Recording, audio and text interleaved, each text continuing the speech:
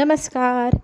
ठरलं तर मग ह्या मालिकेचे रोज अपडेट पाहण्यासाठी चॅनलला नक्की लाईक करा, सबस्क्राईब करा. नवनवीन व्हिडिओ तुमच्यापर्यंत रोजच पोहोचणार. आजच्या भागामध्ये आपण पाहत आहोत कल्पनाला एक युक्ती सुचते. सायली आणि अर्जुनच्या लग्नाचा वाढदिवस जवळ आला आहे तर आपण त्यांना सरप्राईज द्यायचं. ही युक्ती आपल्या प्रतिमाला आणि अस्मिताला फार आवडते.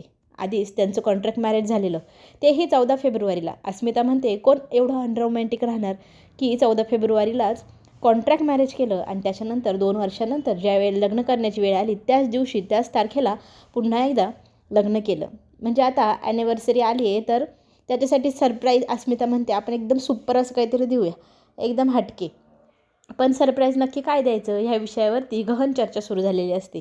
तर इथे आपली अस्मिता सांगू लागते की त्या दिवशी सगळ्या प्रेम करणाऱ्या जोडप्यांना खूप महत्त्वाचा दिवस असतो, तर ह्यांनाही आपण काहीतरी असं स्पेशल फिलिंग करून देऊया.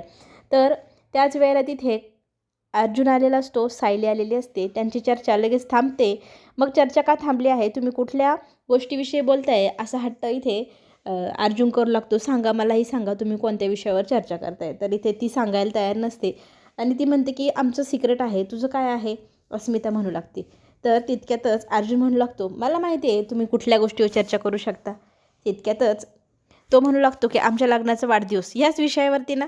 तर अस्मिता म्हणते अरे तू तर सगळं आमचं मूडच घालवून टाकला, सगळं तुला माहिती आहे, मग काय उपयोग यार, आम्हाला सरप्राईज द्यायचं होतं. तरी ते सायली सांगू लागते आईंना की आई जास्त घाट घालू नका, अगदी आपल्या घरातली घरात थोडक्यात करूया. कशी वाटते युक्ती. तर इथे अस्मिता म्हणते अरे करून घ्या लाड, प्रत्येकाला प्रेम करणारा जीवनसाथी जोडीदार मिळतो असं नाहीच ना. प्रत्येकाच्या नशिबात असं एवढं प्रेम करणारे जोडीदार मिळत नाही. तुम्ही दोघं एकमेकांवर किती प्रेम करतात, तुम्ही खूप नशीबवान आहात. अशा शब्दात त्या दोघं जणांचं कौतुक की ती अस्मिता करत असते. इमोशनल ती झालेली असते, तिला सचिन आठवण येऊ लागते. तर कल्पना तिच्या खांद्यावर हात ठेवते, तिला रिलॅक्स करते की जास्त लोड घेऊ नको, जास्त टेन्शनही घेऊ नको. इकडे आपल्याला हे पाहायला मिळेल अर्जुन सायली त्या नर्सला भेटून आलेले असतात. लगेचच त्या नर्सने फोन लावलेला असतो प्रियाला. प्रियाला ती सांगू लागते की मला तुमच्याशी महत्त्वाचं बोलायचं आहे. तर प्रिया त्या व्यक्तीला ओळखतच नाही अशी फोनवर एकदम उर्मटेलपणे बोलू लागते. तर ती सांगू लागते की मी ती नर्स आहे जिने तुम्हाला डेड बॉडी अरेंज करण्यासाठी मदत केली होती. आत्ता मला इथे अर्जुन सायली भेटायला आलेले होते. आता त्यांच्याविषयी मला तुम्हाला सांगायचं आहे. तर ती लगेचच रूममध्ये अश्विन नसतो म्हणून ती अश्विन तुला डिस्टर्ब होईल असं म्हणत मी बाहेर जाऊन बोलते हं असं त्याला सांगते. आणि माझ्या मैत्रिणींचा फोन आहे, मी आलेच 2 मिनटात असं म्हणत रूमच्या बाहेर जाऊन बोलू लागते. बोल गं, कशाला फोन केलास तू, काय तुला काम आहे, मी तुला सांगितलं ना पुन्हा कधी फोन करायचं नाही. तर ती म्हणते नसताच केला मी फोन, पण आता सायली अर्जुनचा हात माझ्यापर्यंत पोचला आहे. इथे मी तुमचं नाव आणि नागराजचं नाव सांगितलेलं नाही. जर वेळ पडली तर मला ते सांगावं लागेल. माझं तोंड बंद करण्यासाठी मला आता पैसे हवे, ते जर तुम्ही मला पुरवले नाही तर मी तुमचं नाव सगळ्यांसमोर बोलून टाकेल. तर लवकरात लवकर मला जेव्हा तुम्ही ती किंमत दिली तुम्ही त्याच्या दुप्पट किंमत आत्ता आणून दिली नाही तर तुमचं नाव गेलंच समजा. इथं तिला धमकी देऊ लागते नर्स. पैशाची मागणी करू लागलेली आहे. इथे प्रिया तिला म्हणू लागते एवढे पैसे एका रात्रीत कुठून आणू मी. तर ती म्हणते हवा तर वेळ घ्या, तुम्हाला हवा तेवढा वेळ घ्या, जर दिले नाही तर मी त्या अर्जुन सायलीला तुमच्याबद्दल सगळं सत्य खरं खरं सांगून टाकेल. तुम्हाला चालेल ना. तर इथे प्रिया म्हणू लागते नाही नाही, मी लवकरच करते काहीतरी आणि तुला कॉल करते, तोपर्यंत कोणाला काही बोलू नको. आता इथे टेन्शन आले तिला की एवढे रगड पैसे आणायचे तर आणायचे कुठून. रूममध्ये सायली आणि अर्जुन गप्पा मारत बसलेले असतात. त्यांना आता केसविषयी बोलायचं होतं. तर नागराज काकाच्या विरोधात आपल्याकडे एकही ठोस पुरावा नाही आणि सायलीला आठवतो की बाबू तर आहे ना. पण अर्जुनचं म्हणणं असतं तो बाबू महिपतच्या विरोधातला पुरावा आहे. त्याने साक्ष नागराजच्या बाजून नाही दिलेली, महिपतच्या बाजून दिलेली. तरी ते आता आपण नागराज काकाला अडकवण्यासाठी काहीतरी पुरावा मिळवायला हवा, पण नक्की काय. असं बोलत असताना सायलीला एकदम अचानक आठवतं की आपल्या किचनमध्ये तिने वाटण करायला घेतलेलं होतं, पण कल्पना आल्या बोलायच्या नादामध्ये त्याच्यानंतर ती विसरून गेली. आता तिला ते वाटण आठवतं. उद्या जर वाटण आधीच तयार करून ठेवलं नाही तर खूप गडबड होऊन जाईल. तर ती अर्जुनला म्हणते 2 मिनटात मी आले असं म्हणत किचनच्या दिशेने धावत सुटते. इकडे आपली प्रिया नवऱ्याजवळ पैशाची मागणी करण्यासाठी हिंमत करून गेलेली असते. पण नवरा फोनवरती बोलत असतो. त्याला ती 1 मिनटं असं करत त्याच्याशी बोलण्यासाठी प्रयत्न करू लागते. तर त्याला हॉस्पिटलमधला महत्त्वाचा कॉल आलेला असतो. तर तो तिला 2 मिनटं थांब म्हणत असते. ती त्याला एक्सक्यूज मी 1 मिनटं असं म्हणत त्याला खूपच त्रास देत असते. तो तिच्यावर मग चिडतो. तर तो तिला म्हणू लागतो की तुला दिसत नाही का मी हॉस्पिटलचं महत्त्वाचं कॉल बोलत होतो, तर तू मला मध्ये मध्ये का डिस्टर्ब करतेस, काय काम आहे तुझं. तर ती सांगू लागते मला ना महत्त्वाची गोष्ट सांगायची तुम्हाला. तर काय, माझी एक मैत्रीण आहे, तिला तिच्या आईच्या ऑपरेशनच्या मदतीसाठी पैसे हवे. मी ना माझ्या अकाउंटवर किती पैसे पाहिलेच नाही आणि मी तिला हो बोलून बसले की देते देते. तर आता इथे तो म्हणू लागतो की मी आणि तुला पैसे का द्यावे. अगं साधी एक कॉफी तू मला वेळेवर देत नाही. कॉफी सकाळी मागितली तर तू मला काय उत्तर दिली उडवाउडीची, आणि आता माझ्याकडनं पैशाची अपेक्षा करते. कुठल्याही कामात नाही येत तू माझ्यावाल्या, आणि माझ्याकडनं पैसेही मागायचे नाही हां, असं एकदम ठणकावून इथे अश्विनने सांगितलेलं असतं. त्याच्या मागे मागे इथे गोडी गुलाबीने बोलण्याचा प्रयत्न प्रिया करते, त्याला लाडीगोडी लावण्याचा प्रयत्न ती करू लागते. तर ती त्याला म्हणते हवं तर मी तुला आत्ता कॉफी आणून देते, तू म्हणशील ते सगळं करायला तयार आहे मी, थांब आलेच हां मी तुझ्यासाठी एकदम स्ट्रॉंग कॉफी घेऊन, असं म्हणत ती रूमच्या बाहेर आता कॉफी आणायला निघते. खरं तर तिला आता काहीही करून ह्या अश्विनला गुंडाळावंच लागेल पैशासाठी, नाहीतर एवढी मोठी रक्कम आणणार ती कुठून. रूममध्ये जेव्हा सायली पुन्हा किचनमधनं जाते त्यावेळेला इथे अर्जुन तिच्यावर रुसलेला असतो. अशी मोठे मोठे 2 फुगलेले गाल असे घेऊन तो बसलेला असतो. तर तिला तो पाहिल्यावरती तो लगेच रागारागाने फोन रागारागाने लगेच उशी वगैरे घेऊन झोपायची तयारी करतो. तर आपली सायली त्यांना विचारू लागते की काय झालं. तर तो म्हणतो माझ्यापेक्षा जास्त महत्त्वाचं तुला तुझं किचन आहे ना, आता मला तुझ्याशी कुठल्याही विषयावर बोलायचंच नाही, जा इथून. सायली म्हणू लागते अहो राग का भरत आहेत तुम्ही, ऐका ना मी काय म्हणते. तर तो काय केल्या ऐकायला तयार नाही. तो खूप रुसलेला असतो, रागवलेला असतो, तो तिच्याशी बोलायलाच तयार नसतो. मग इथे दोघांची वादावाद सुरू होते की तुला ऑफिसचं काम सोपं वाटतं, पण ते एवढं सोपं नाही. तर सायलीही म्हणते माझंही काम एवढं सोपं नाही. तुमचं बरं आहे, फाईल घेतली, डबा घातला की गेले कामाला, आले घरी, पण मला 24 तास ड्युटीवर राहावं लागतं, मला सतत घराची काळजी असते. तरी ते अर्जुन म्हणतो घर म्हणजे काय, घरात बसून करायचं असतं, इतकं सोपं काम आहे आणि सगळ्यांना पटापट खायला द्यायचं, हे काम तर मीही करू शकतो. अच्छा एवढं काम सोपं वाटतं आहे ना तुम्हाला. तरी ते सायली ओपन चॅलेंज देते, उद्या एकच दिवस तुम्ही माझ्या जागेवर माझं आयुष्य जगून बघा आणि मी तुमच्या जागेवरती ऑफिस सांभाळून बघते. अशीही मी ऑफिसला येतेच, पण आता तुम्ही घर सांभाळून दाखवा. एक दिवसाचं ओपन चॅलेंज. इथे अर्जुन म्हणतो म्हणजे मी सायली आणि तू अर्जुन. तर ती म्हणते हो, मी आता अर्जुन सुभेदार आणि तू सायली सुभेदार, ठरलं तर मग, असं म्हणत दोघंजण एकमेकांना आता ओपन चॅलेंज देत आहे.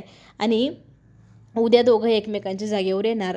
जे सोपं वाटते ना किचनमध्ये असं फाटफट करून देईल ते सगळे कामं फटफट आता अर्जुनने सायलीची करायचे आणि सायलीने जायचं ऑफिसमध्ये. एकदम सोपं, फाईल उचलायची, डबा उचलायचा, ऑफिसला जायचं, एवढं सोपं वाटतं ना तिला, पण तिनेही ते काम करून दाखवायचं. आता दोघंजणं ठरलं तर मग म्हणत लागले आपल्या कामाला. दुसऱ्या दिवशी अर्जुन सकाळी सकाळी लवकर उठतो. सकाळी लवकर उठून आपल्या घराची साफसफाई करतो. रोज डे असल्यामुळे सगळ्या घरात गुलाबाच्या फुलांचं छान डेकोरेशन केलेलं असतं आणि डेकोरेशन झाल्यानंतर तो घर एकदा बघू लागतो. हो छान दिसतंय घर, म्हणजे सगळ्यांना इम्प्रेस करण्याचा तो आज प्रयत्न करणार सायली बनून. सायली कसं काम करते तर तसे काम करणार. त्याला आता इडली बनवायची आहे, तर इडली कशी बनवायची हेच त्याला माहीत नाही. त्याला असं वाटतं कुकरच्या 4 शिट्ट्या वाजवल्या की इडली तयार होऊन जाईल. पण आधी ना सगळेजण उठल्यानंतर चहा कॉफी करायला हवी. मग चहा कॉफी बनवण्यासाठी तो सगळ्यात पहिले पातेलं घेतो. आता चहा बनवण्याची प्रोसेस त्याला माहीत नाही कशी, तो विचार करत असतो नक्की चहा कसं बनवायचा. त्याच्यासमोर एक मोठं आव्हान आहे. एक तर त्याला काहीही सुचेना, काय करावं तेही कळेना. प्रयत्न तर तो करू राहिला त्याच्या परीने. आता इथे तो सगळ्यात पहिले पातेलं शोधायला घेतो. मग पातेलं शोधल्यानंतर त्यात काय घालायचं हा विचार करू लागतो. इथे महिपत आणि नागराज एकाच जेलमध्ये असतात. महिपतला एक ठिकाणी बसवण्यात आलेलं असतं. नागराजला सतत बाहेर घेऊन जातात, वापस आत घेऊन सोडून देतात. तर इथे तो एकमेकांना चिडवू लागतात. महिपत म्हणू लागतो नागराजला, नाग्या तुझा ना वकीलच चांगला नाही, एवढा चांगला वकील जर मला मिळाला असता ना तर मी कधीच बाहेर गेलो असतो. तुझं ना नशीबच गांडूळ साल्या, कारण तुला इतका भारी वकील मिळूनही तू काही बाहेर जाईन असं झालं आहे. तुझ्या नशिबाला ना ग्रहण लागले. तर इथे ग्रहण लागलं म्हटल्यानंतर नागराज चिडतो आणि महिपतला म्हणू लागतो, तू ना तुझ्या मेलेल्या मुलीच्या आत्म्याला शांती कशी मिळेल नाही याचा विचार करत बस, माझा जास्त विचार करू नको.